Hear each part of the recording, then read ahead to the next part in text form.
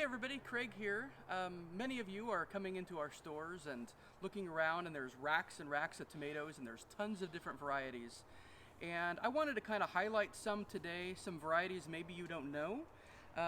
Tomatoes there's some tags that you're going to see that are going to see heirloom, and there's other ones that are not going to say heirloom. Maybe they're going to say a hybrid, something like that. And we really want to highlight some of our heirloom varieties. What heirloom means is that the tomato plant is open pollinated. It's not a hybrid. It will be true to seed. If you take that seed and plant it, you can replant that seed and get good results with it. So people have asked, and just to let everybody know, there are no genetically modified tomatoes at all commercially available. So you don't have to look and see is it GMO or not. No tomatoes are GMO that you're going to find in our nurseries. So there's quite a lot of different varieties to look at, and some of them are really cool. Black Krim is one that has a really very purple to black look when it ripens. A really cool, really different taste than anything you're going to find in the store. A lot of times people wonder, well, why aren't a lot of these commercially available? And the truth is that most tomatoes that have been hybridized, they've been really hybridized over time for shelf life. How long will they stay on the shelf in the store and not get bruised and not get soft? Whereas a lot of the hybrids, maybe the flavor is not the top thing that they've been bred for, whereas the heirlooms, you're still going to get some really cool flavors out of those. Another one that is really popular is a little grape, or a little grape yellow tomato. These are really incredibly popular. Yellow tomatoes are a lot less acidic, very mild compared to their red counterparts.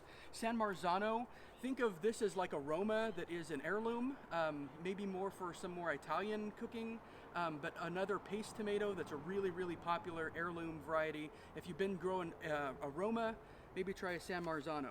Bonnie Best is a good slicing variety. It's a bigger red tomato, so maybe it looks somewhat like what you're used to growing in your garden, but it's a really cool variety. I would highly recommend it. Another one that's similar in size anyhow, and look, is going to be your Arkansas Traveler. Another one that we have that we get in and out of the nurseries this time of year a lot. Another one that's really maybe everybody's favorite heirloom, and this is Sun Gold. It's a cherry tomato, gets orange, does not turn fully red. Incredibly popular. We probably sell more of these than we do the regular red cherry tomatoes. They are, if you haven't tried these, incredibly popular variety.